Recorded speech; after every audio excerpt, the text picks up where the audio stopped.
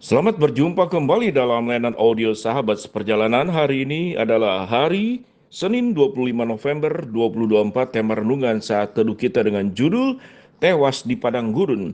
Firman Tuhan terambil dalam 1 Korintus 10 ayat yang pertama sampai dengan ke-6.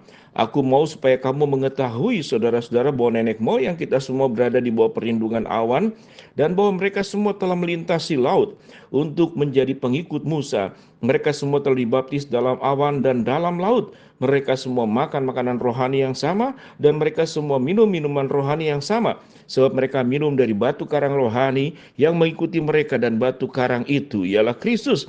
Tetapi sungguh pun demikian, Allah tidak berkenan kepada bagian yang terbesar dari mereka, karena mereka ditewaskan di padang gurun. Semuanya ini telah terjadi sebagai contoh bagi kita untuk memperingatkan kita supaya jangan kita menginginkan hal-hal yang jahat seperti yang telah mereka perbuat. Mari kita berdoa. Bapa yang di dalam surga, biarlah kami jangan menjadi seperti umat Israel yang tewas di padang gurun karena kedegilan dan pemberontakan mereka. Dalam nama Tuhan Yesus kami berdoa, amin. Shalom sahabat seperjalanannya dikasihi Tuhan. Ada sebuah pertanyaan klasik. Kalau Tuhan baik, mengapa ada penderitaan? Kalau Tuhan baik, mengapa ada masalah? Kalau Tuhan baik, mengapa ada musibah? Kalau Tuhan baik, mengapa? Pertanyaan yang ada dalam 1 Korintus pasal 10.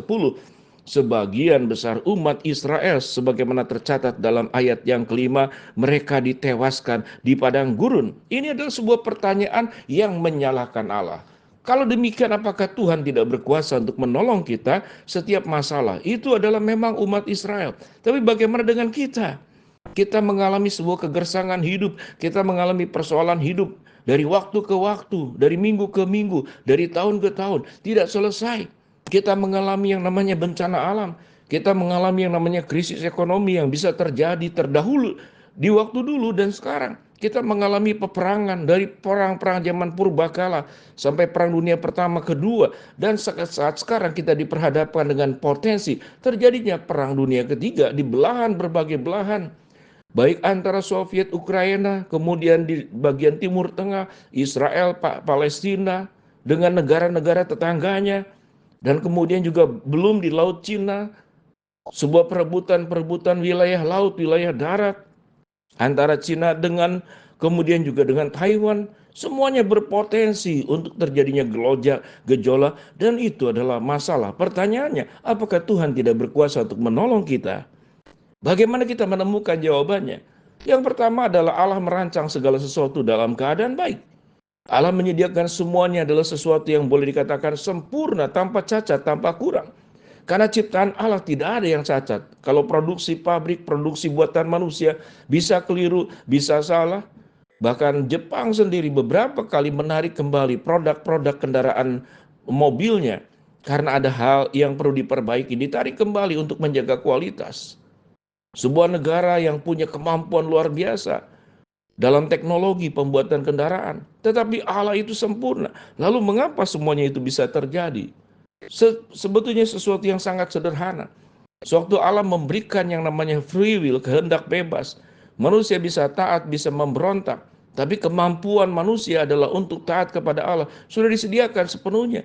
Tapi manusia memilih jalan yang salah. Ada sebuah pertanyaan, mengapa Tuhan tidak menghalangi jalan salah yang dilakukan oleh manusia? Maka sewaktu kita memang mau menyalahkan Tuhan, ada banyak alasan kita untuk menyalahkan Tuhan. Termasuk bangsa Israel bisa menyalahkan Tuhan. Mengapa sebagian mereka dikatakan tewas di padang gurun? Karena firman Tuhan berkata, tetapi sungguh demikian, Allah tidak berkenan kepada bagian besar mereka karena mereka ditewaskan di padang gurun. Semua ini telah terjadi sebagai contoh bagi kita untuk memperingatkan kita supaya jangan kita menginginkan hal-hal yang jahat seperti yang telah mereka perbuat. Hal-hal yang jahat yang mereka perbuat. Mereka memberontak kepada Allah, mereka melawan kepada Allah, mereka tidak peduli kepada firman Allah. Sewaktu seseorang sudah diberikan jalan yang baik, dia melintas kiri dan kanan. Sementara kiri jurang, sebelahnya mungkin hutan lebat, di dalamnya banyak binatang buas. Kalau kita bercerita kepada anak-anak, perintah daripada orang yang memandu jalan, berjalan di jalan yang sudah ditentukan. Dan di dalam Injil Matius pun demikian. Manusia mencari jalan yang lebar.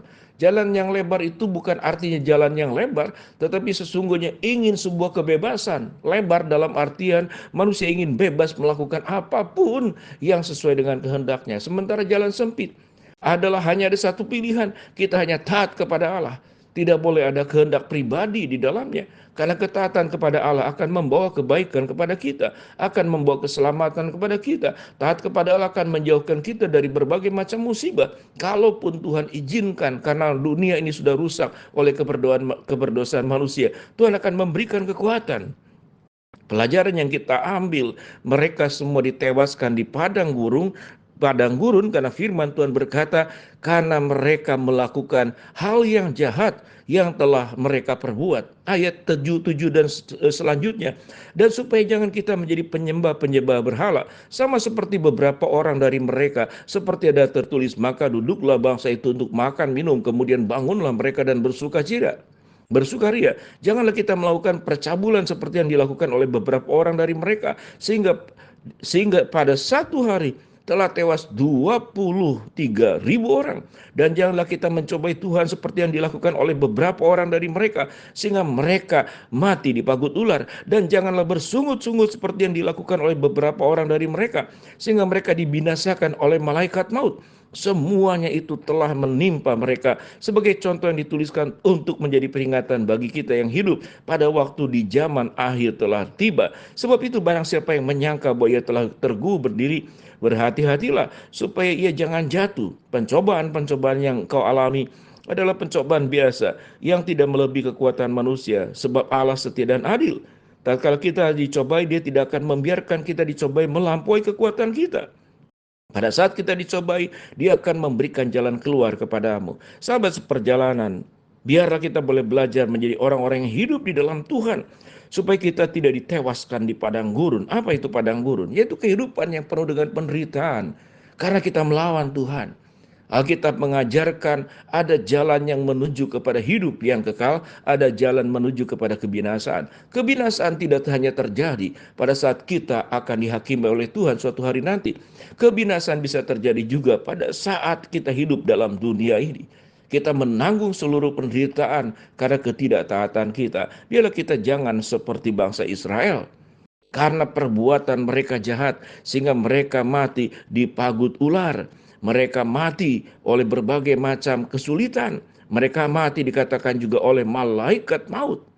Jangan juga kita merasa diri sebagai diri yang hebat, tetapi berhati-hatilah, waspadalah, agar jalan hidup kita tidak menyimpang ke kiri dan ke kanan, tetapi kita jalan bersama dengan Tuhan, hidup secara benar, jangan mengutarakan keinginan diri dalam keberdosaan, meminta jalan yang lebar, jalan yang semaunya kita, sekeinginannya manusia, tetapi berjalanlah dalam kehendak Allah. Maka Allah akan membawa kepada kehidupan. Allah sudah memberikan, dikatakan dalam firman Allah, minuman rohani, makanan rohani, menolong nenek moyang Israel melewati laut dengan perlindungan awan, dengan perlindungan tiang api.